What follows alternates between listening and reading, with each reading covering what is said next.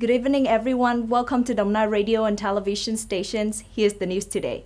On March the 30th, at the Party Central Committee headquarters, General Secretary Nguyễn Phú Trọng chaired a meeting at the Politburo for the Secretariat, giving opinions on the 10-year summary projects of the implementations of Resolution Number 6/2012 of the Party Central Committee, Term 11, some issues on social policy for the period 2012-2020.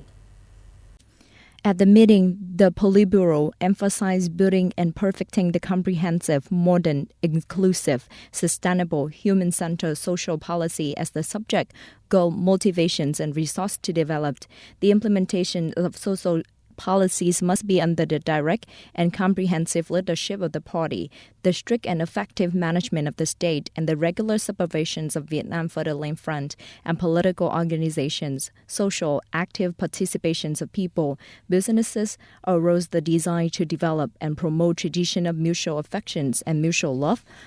The Politburo signed the standing committee of the steering committee to observe comments from the Politburo and relevant agency to finalize the project, to report the Politburo and submit it to the 7th plenum of the 13th Central Committee.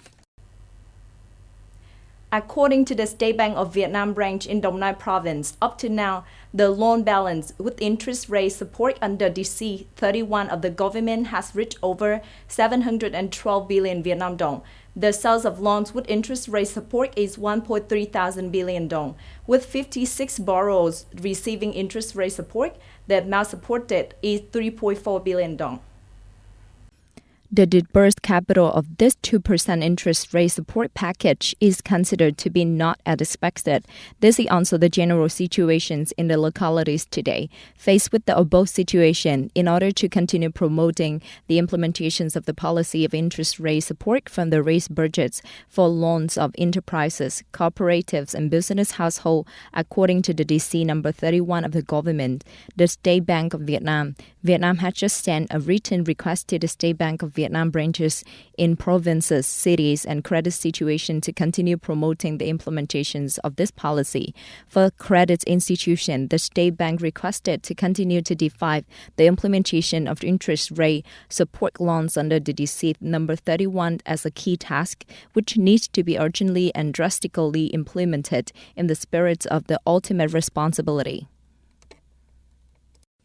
Yesterday, in Xuân Lộc District, the National Shooting Range Area 3 Military Zone 7 held the program responding to the training season in 2023.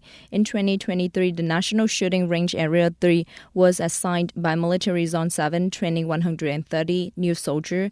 The training season relay activity aimed to promptly encourage officers and soldiers who are participating in training at the unit, in addition to visiting, encouraging cultural exchanges, and the program supporting the training season is also through providing material support for soldiers to perform training tasks through activity that contribute to creating more air. The atmosphere was joyful and exciting, and at the same time encourage the new soldier to achieve high results in trainings.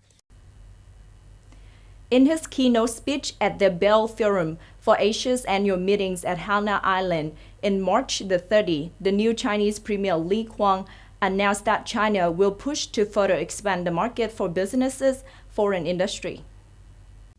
Speaking at the opening of the conference, Premier Li Qiang affirmed that China will introduce a series of new measures reflecting the country's desire to build its own economy after 3 years of implementing the no-COVID by encouraging more foreign investment. No matter what changes take place in the world, we will always adhere to reform and opening. We will introduce a series of new measures to expand market access and business environment optimizations. China's, the world's second economy, is on the rebound after easing epidemic prevention measures. Beijing has set a modest growth target of around 5% this year after significantly missing the target for last year. Judges of the International Court of Justice, ICJ, on March the 30th ruled that Washington was wrong in allowing the courts to freeze the assets in an Iranian company and asked the U.S. to pay damages. Compensations will be decided at the later date. However, the ICJ did not rule the frozen $1.75 billion in assets of the Central Bank of Iran. The lawsuit, filed by Tehran in 2016, accuses Washington of violating the 1955 Amity Agreement when U.S. courts allowed the freezing of assets of Iranian company. In the 2022 trial, the U.S. side called on the ICJ to drop the case.